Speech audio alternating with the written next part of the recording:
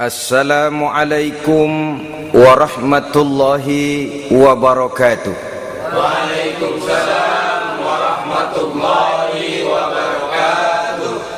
Bismillahirrahmanirrahim. Alhamdulillahi rabbil alamin.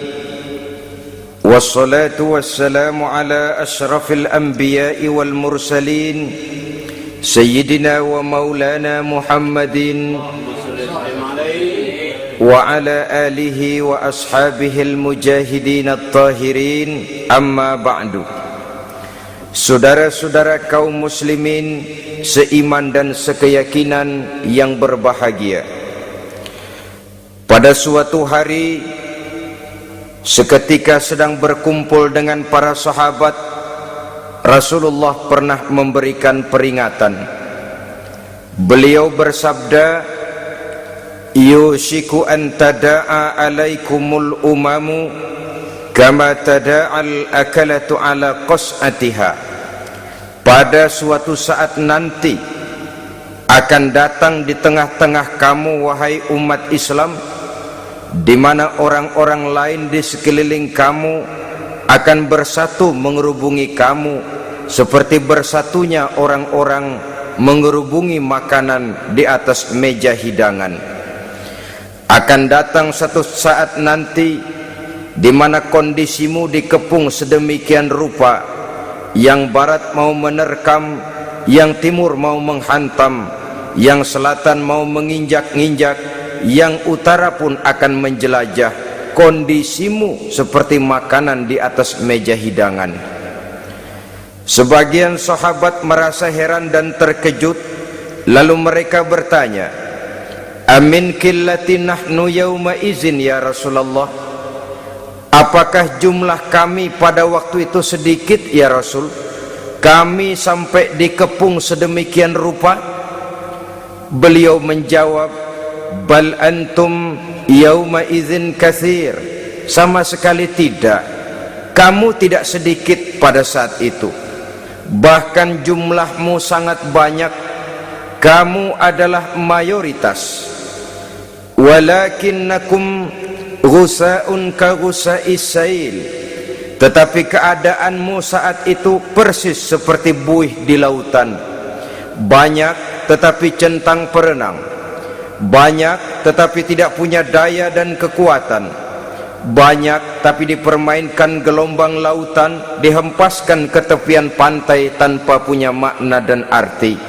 Kondisimu pada saat itu kuantitas yang tanpa kualitas, sehingga orang lain enak saja mengepung kamu.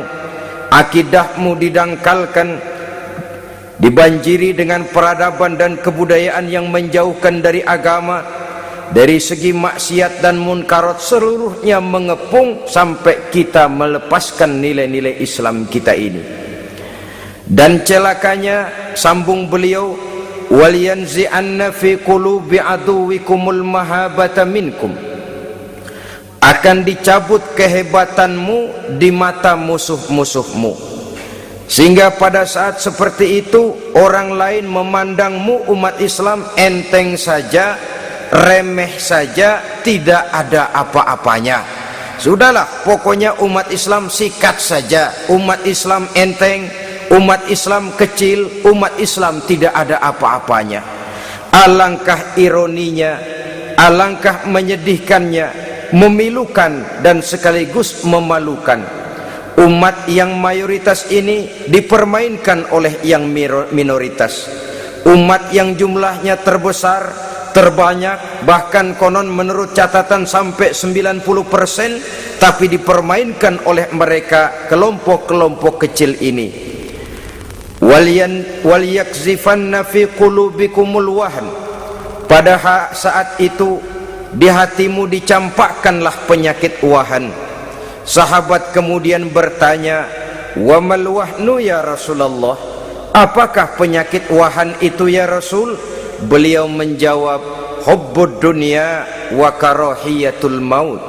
Penyakit wahan itu tidak lain hubbud dunya wa karahiyatul maut, terlalu cinta kepada dunia dan terlalu takut kepada mati. materialistis dan takut resiko. Dua penyakit inilah yang menyebabkan walaupun umat ini mayoritas tapi dipermainkan oleh yang minoritas. Walaupun dia golongan terbesar tapi nasibnya seperti makanan di atas meja makan. Dari segala macam penjuru mau menghantam dia. Saudara-saudara kaum muslimin yang berbahagia, ini merupakan analisa sosial bahwa pada satu saat nanti akan terjadi di tengah-tengah umat di mana kita dihantam dan diserbu dari segala macam penjuru. Akidah didangkalkan, peradaban dan kebudayaan dirusak, makanan dan minuman diracuni, pakaian ditelanjangi dan lain sebagainya, sampai kita melepaskan nilai Islam yang kita cintai ini. Kondisi sosial ini satu saat akan datang kepada kita. Demikian analisa dan peringatan dari Rasulullah sallallahu alaihi wasallam. Marilah sekarang kita melihat, adalah benar bahwa di zaman sekarang kita insya Allah tidak akan mengalami perang Badar sehebat yang pernah dialami oleh Rasul dan para sahabatnya. Tetapi sesungguhnya perang yang kita hadapi di zaman sekarang ini tidak kalah hebatnya dengan perang Badar, tidak kurang dahsyatnya dengan perang Uhud, tidak kurang ngerinya dari perang Khandaq. Hanya saja yang kita hadapi sekarang ini bukan ujung pedang, bukan ujung tombak, bukan ujung panah. Yang kita hadapi sekarang ini adalah perang akidah, perang ideologi, perang mempertahankan keyakinan. Yang kalau kita kalah sekarang, kita memang masih beragama, tetapi anak kita, cucu kita, generasi yang akan hidup 5, 10, 20, 30 tahun yang akan datang, wallahu a'lam bissawab. Islam, saudara-saudaraku, tidak mungkin hilang dari dunia, tetapi tidak mustahil Islam gulung tikar dari desa kita, tidak mustahil Islam gulung tikar dari kampung dan kota kita, jikalau kita tidak menjaganya, jikalau kita tidak memeliharanya, bahkan jikalau kita tidak mewariskannya kepada anak-anak kita, generasi yang akan datang. Marilah kita mengingat sejenak bagaimana Islam di Spanyol yang pernah jaya, pernah mewarnai daratan Eropa, dan yang sekarang hanya sekedar tinggal ceritanya saja. Ini pernah diperingatkan oleh Rasul dalam satu hadis, sayati ala ummati zamanun la yabqal Islam illa ismun wala minal Quran illa rasmun. Akan datang satu masa di tengah umatku di mana pada masa itu Islam ada tapi hanya tinggal sekedar namanya saja, dan Quran pun ada tapi cuma sekedar tinggal tulisannya saja. Apabila kita tidak mewariskan ini kepada generasi yang akan datang, maka serbuan-serbuan dari berbagai macam penjuru dari hari ke hari semakin kita rasakan kehebatannya. Tidak mustahil sejarah Spanyol akan terjadi di desa kita, akan terjadi di kampung kita, akan terjadi di kota kita. Orang Spanyol kalau mereka cerita kepada anaknya, mereka akan cerita, nak, di sini dulu ada masjid.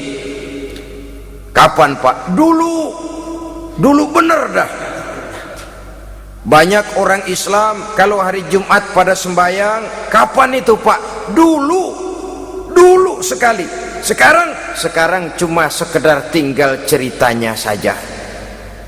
Bukankah sesuatu yang sangat tidak mustahil apabila kita tidak menjaga dan mewariskan Islam ini kepada generasi yang akan datang?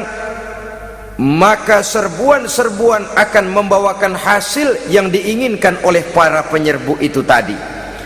Kita sudah menjadi umat yang mayoritas, tetapi umat yang mayoritas ini menurut Rasul